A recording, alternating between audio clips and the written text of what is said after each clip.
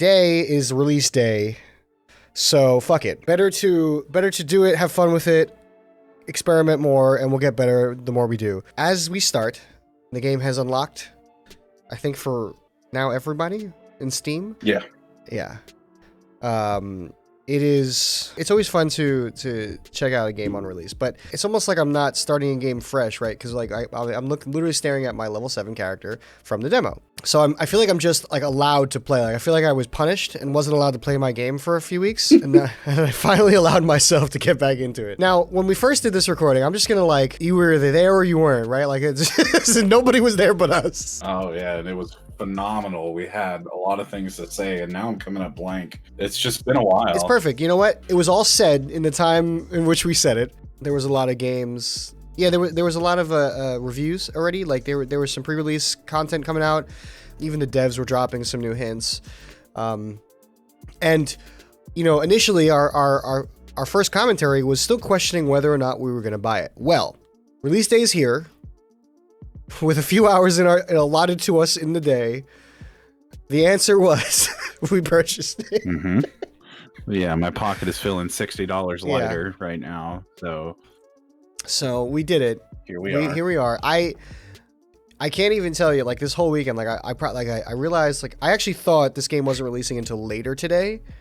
And then which I was just gonna like opt out, like I just couldn't play it for like at least 2 days. It's like, you know, so that was my selling point. Just fuck it. You know, I actually in the last 24 hours, there's just more people were like, oh yeah, I'm thinking about getting Outriders. I'm like, oh yeah, really? Aravander was talking about, hey, you playing Outriders? You know, I'm like, actually, you know, maybe. So I guess what I really would like to get into today, what are your expectations for this game? Now, again, just rolling it back just a little bit. We're coming from games of service, Destiny, big one, The Division. You know, we've categorized this game as a looter shooter. We've categorized this game as somewhere in the veins of like, you know, again, Borderlands, Destiny, Division, Remnant from the Ashes, right? Like it's somewhere in there. Even Anthem is in here too. Like it's somewhere there. But where does it really exist? And where do your expectations exist with that scope? Yeah, well, I mean, I think that's a good question. It's something that a lot of people have been asking over the past couple of months while the game has been circulating.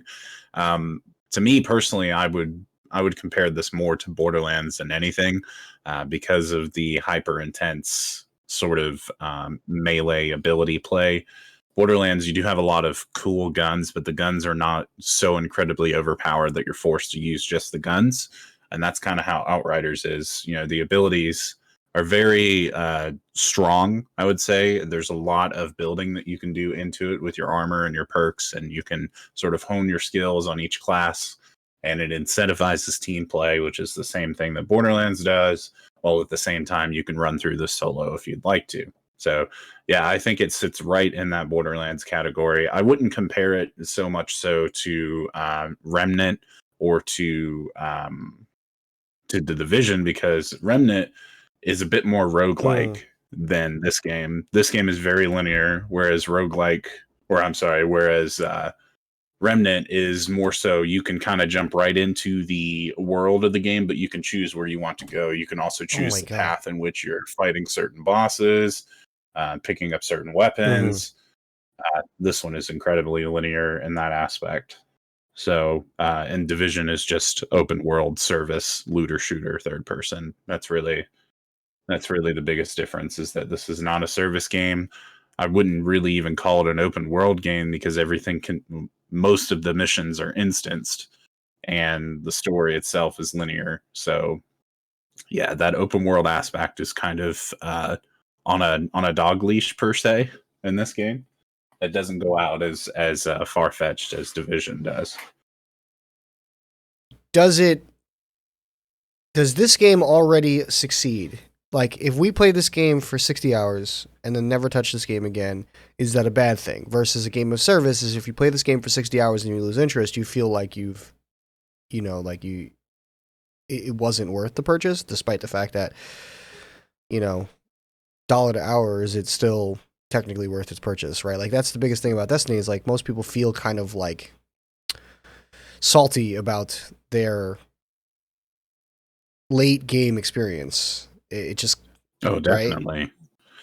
But that's also the nature of the beast in terms with games like Destiny and games like Division is that the linear story is not what people are buying the game for. It's all about the end game. It's all about the min-maxing. And I don't believe this game is really catering towards that. While it does have an end game, it's very story driven and it's very character driven. Two things that Destiny sort of decided to put on the back end. While there is a nice story within the different DLCs, like this game is already coming pre-packaged with that. You're not having to spend any extra money on it. You're not having to grind to a certain mission in order to get little tidbits of story. It's all available for you on day one.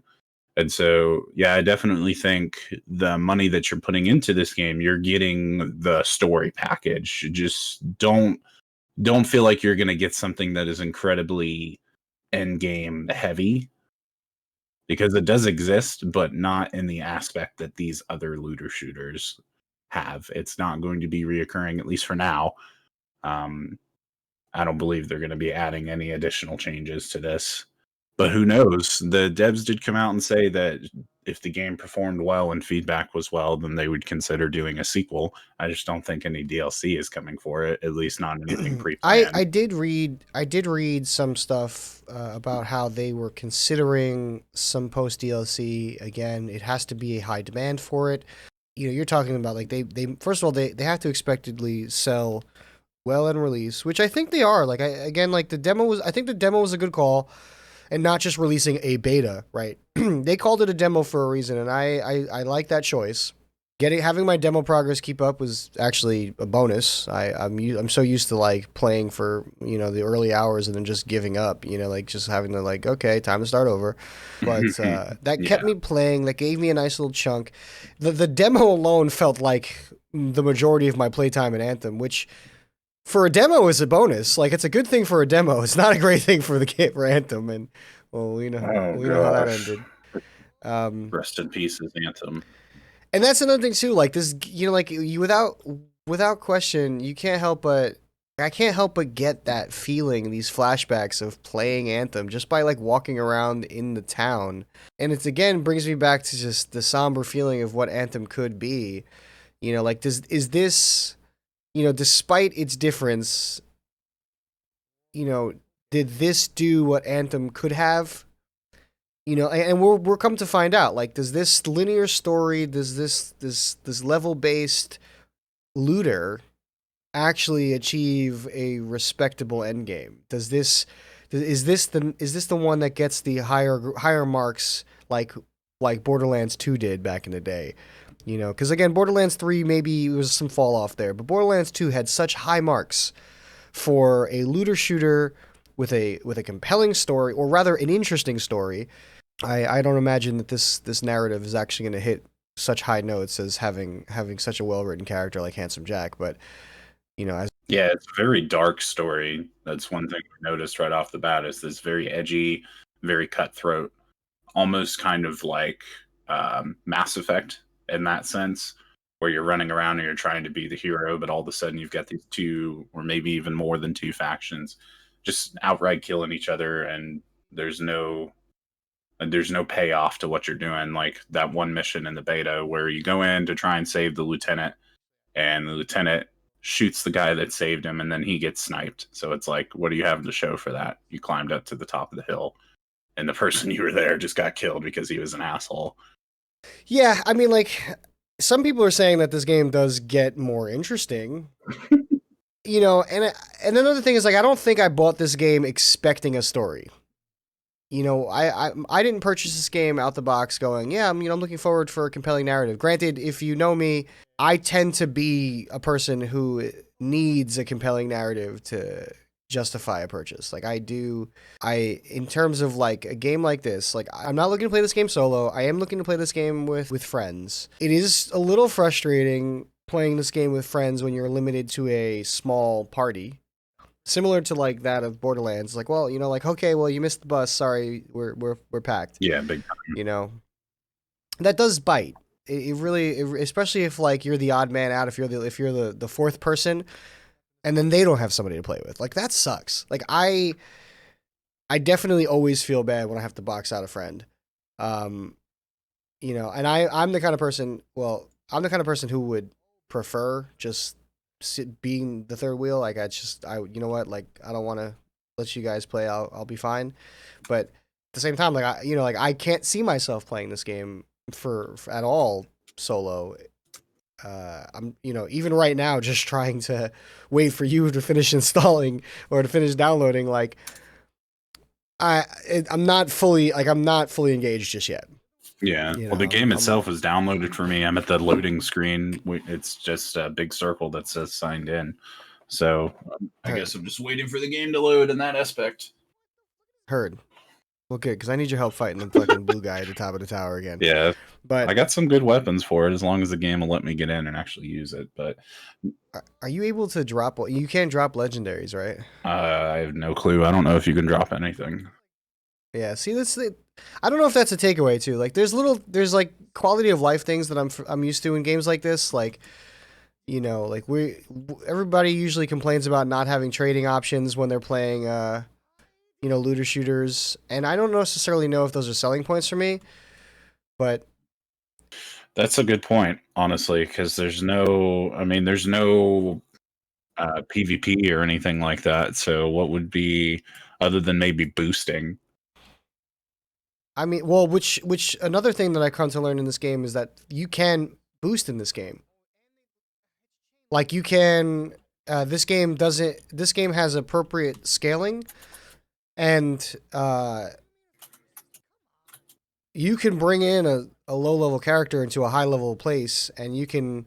Now, granted, they're gonna get wrecked, but and you could bring in a high level character into a low level place, and the weapon drops scale. So if you're killing low level creatures, you're only getting low level gear. So it's not like these weapons are gonna, like, you can't carry the weapon if you're not the appropriate level. So it's like, I don't know. Just be and it's not really. I don't think there's really weapon crafting in this game either, too.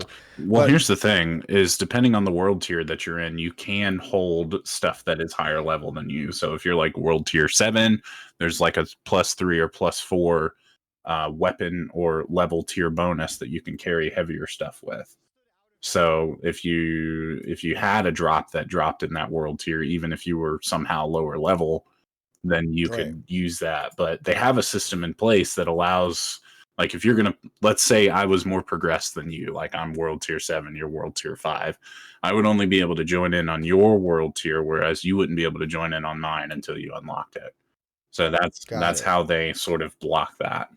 So this game says that it's got the expeditions at the end, right? Like it's got some end game content. And now this game has, I think it's at 15 world tiers and then 9 challenge modes. Yeah, yeah, it's got a lot. Yeah, so like so at some point I imagine we're just going to be like hitting this point where we're past the narrative and now we're playing this game for the challenge, right? Like now here we are, we're geared out, we're playing it. The game's probably going to try to throw some like insane stuff at us and we're either going to succeed or fail, right? Like it's basically just a notch on the belt. And I'm like all for that because it's like raid tier style gameplay. And like that, I'm looking forward to that. I just don't know like how soon we'll get there. Like the first couple of levels, we're basically already, world tier 5 is where we're starting at level 7. So like by the time we hit level, It's like 30 or 50 or something. One of like, those are we numbers. already going to be at world tier 15 by the time the story finishes? I don't understand that game design. I feel like there's another way to go about that, but I don't know. I guess Diablo did that too. Like that's what, like that brings me back to Diablo. It's like Diablo had those like, well, you could play on like, I guess they weren't called world tiers at the time. They were called like difficulties, right? It was like easy, medium, hard, extreme, hell, nightmare, blah blah blah blah. Like, but it really was a world tier. But at least out the box, you were able to go like, fuck it, I'm starting on fucking extreme, like world tier 3. Like you feel a boss about it. Some people start on like nightmare 14. Like I don't know. I don't know. I don't understand that game design. I guess it's to make sure that. So what it really is it's a facade to disguise more content as Right. just an added level of difficulty. A Hmm. lot of roguelikes do that. It definitely okay, so like and then I again going back to like why I like Diablo, like Diablo's a game where you play constantly for these end game gear sets, but then what's the purpose of the end game? Some people just do it like like even Diablo 3, they had to just add more challenge, just more things to shoot, more things to grind just for the sake of it, and even more loot. Now, this game doesn't have the deepest of loot pools, but it does have enough loot to create variation, right? Like that's an important baseline to have at least. I don't know. My expectations are not, I guess the long and short of it is like I don't have the highest of expectations for the longevity of this game. If there is no DLC, Yeah, I don't expect it to be a long running game either. I don't think the devs expected it to be a long running game. It was one of those hit it and quit it games. They expected people, like, if they want to grind, that's fine, but bare minimum 60 hours, you're probably done with all of the base content, all of the armor that you want, and you've likely touched the end game to the point of understanding, okay, am I going to push forward with this or am I going to stop where I'm at? games like this, like I definitely know friends who are like all for finding, like finding all the loot. Like I want to find all the loot just for the having it. Me, I might not find myself caring to grind out for that legendary that I don't have. Like fuck it, I don't care. Like hey, as long as I have a set that gets the job done, I'll be content with my experience. Like what is gonna really compel me to play the other classes? I don't know. So I don't see myself doing that in this either. Mm-hmm. 60 hours, hit it and quit it. That's where we're at. So, who should pick this game up? Well, I think the best way to look at that is like the different types of gamers. So I think the casual gamer will have a good fun with this game because there's no incentive to beating it as quickly as possible other than like for content creators saying like, hey, I got here first, so here's how you do this, this, and that. A casual player that enjoys a good third person shooter with abilities would enjoy this and would enjoy their 60 hours in it. Someone that's going to rush through the game and probably beat it in 30 or 35 ish hours and just be like, okay, what the hell do I do now from this point? Probably are not going to enjoy this day one. And they might want to sit down and wait and see, okay, are they going to add more DLC? Are they going to do this, that, and the other? Yeah, I agree. I think if you have a small group of friends to play with, a casual group, the developers definitely encouraged this game should be played with a party at a similar level. You wanna progress with friends. Yeah. So I'm hoping though, I'm hoping to get some nice chunk out of this. I'm hoping by like maybe next week we can link up with a couple of friends and have I guess more of a closing conversation, about our overall impressions of the game, past the demo, past, hopefully maybe even past the story. Some of us might actually beat it within a week's time. I'd like to have some spoiler-free discussion about the end game, what we like, what we didn't, and again, a final rundown of whether or not you should be paying for this game. Props to Xbox users, I guess. Yeah, I mean, like it's a flex. It's a slight flex. It's a bonus. I mean, like if you have Xbox console and you got this game, this is definitely a solid game to have gotten at no additional cost of the service you're already paying for. 100%. 100%. Props to Square and props to the game for at least making it accessible on one platform like that, because that's a lot of people that are going to get access to this game. That's going to populate this game. That's a great way to stimulate the game because it's crossplay. I don't hate buying this game for $60 again, right? Because the demo did hit some strong points. We had a lot of fun. I saw some things, prior to playing today. Some boss encounters and even some end game synergies that I'm like, oh, that actually is pretty cool. So I'm looking forward to that. I think they're going to contribute to some really interesting highlights. Me too. So hopefully we'll just have more to talk about next time and even have some some out of community guest speakers to contribute to the conversation would be really dope. Oh, agreed. Yeah. And the more of a diversified outlook we have on this game, the better. Because you and I have our reservations about looter and shooters, and so does everyone else. So it's like the only way we're really going to get a good hold on everything is by including everybody's opinions on it. And yeah, that's really it. So let's tie it up for today. Again, we are the founding leaders of Shiv Nation. I'm Zero Sadhu. I'm Memphis Amity. You can find us on social media. You can join our Discord. I'm on Twitch. I stream 3 days a week, Monday, Tuesday, and Wednesday, little varying times. Again, twitch.tv/Zero Sadhu and Memphis. Twitch.tv/Memphis Amity _. Find us on Twitter, Father Dictator, however you want to find me. Again, you know, the whole spiel. Like, comment, subscribe. If you have some opinions about the game, comment down below. And you know what? We'll follow up on this. It might not be more Outriders after our next video, but we're hopefully we can start engaging in more gaming community related topics of conversation and other media conversations in similar forms and fashion. And hopefully our hard drives don't crash and we lose all the progress we've made. Oh yeah, imagine. Couldn't be me, right? Okay, until next time, guys.